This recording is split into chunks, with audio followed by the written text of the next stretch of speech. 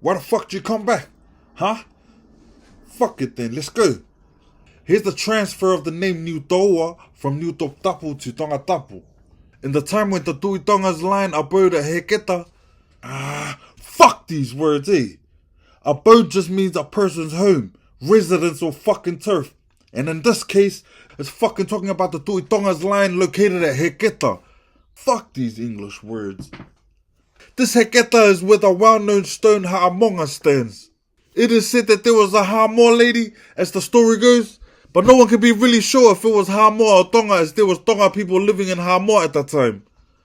This lady wished to meet with the Tuitonga, so she made herself a costume, putting on a foul mat wrapping around her body, and a girdle of heilala flowers around her neck. Then she started swimming. The lady swam and got to the beach on the fucking shore of NIÚTŌUΑ called Atatuka. The lady's body was still wet when she came out and sat on the sand. So the very fine white grains of sand stuck to her feet, looking very beautiful like tui nuts, chewed for soaping the skin. The lady liked the sand of Atatuka very much, so she took a handful and carried it in a corner of her wrapping, thinking that she would have something to give the Tuitonga when she met him. The lady went inland to find a path. It may be the path on the other side of the hill that she took. She got to Hihifo, and she was very tired indeed and thirsty too.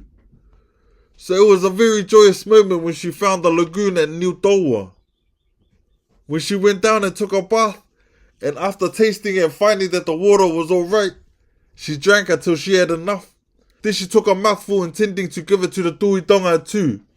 After her bathe and drink, she came out with her mouth full of water and headed for the channel that is called Homakoukau.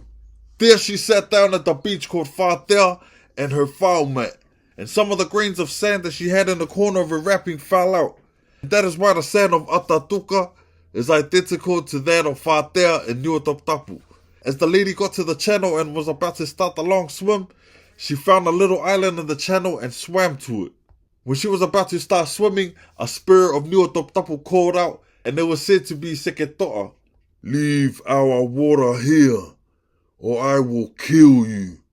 The lady took off her girdle, and she threw it to him, saying, "There is a girdle of flowers for you, but have mercy and let me live so that I will get to Tuitonga."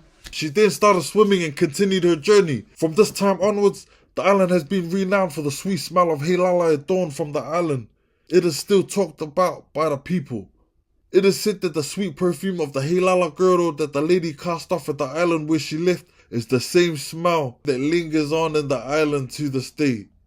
The lady continued swimming and finally reached Tongatapu and went ashore at the eastern end of the island. As she came ashore, she met a distinguished looking fellow who came down to the beach. The lady assumed that it was the Tuitonga, and she gave him the remainder of the sand for soaping himself. But the man the lady gave the sand to, thinking him to be the Tuitonga, was not the Tuitonga, but Tamale. So Tamale had the sand anyway, so it was called Tui or Tamale. Then she spat out the rest of the fucking mouthful of water, and she said that the water was his. And that is why it's called Vai o Tamale. Tamale spring. But in truth, there is no spring. Alright, quick pause. I'm gonna need you to check something out real quick. This how they wrote Tamale's fucking spring. I stared at this fucking word for ages thinking what the fuck it was. I mean, I get it. It's a plural. It's Englandized or whatever the fuck word you call it. But I couldn't understand what people would stand behind that word. I wasn't sure. I sure wasn't. I then understood how it also could create the syllable les. Wait for the future episodes to see how this all connect.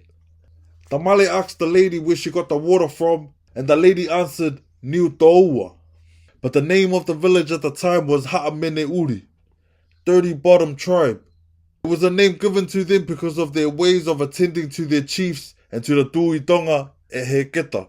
It is said that when they took the Tuitonga's meal, they sat down at a distance and came forward on their backsides with their food, and in doing so, dirtied their bottom side, and that is why they were nicknamed the Dirty Bottom Tribe.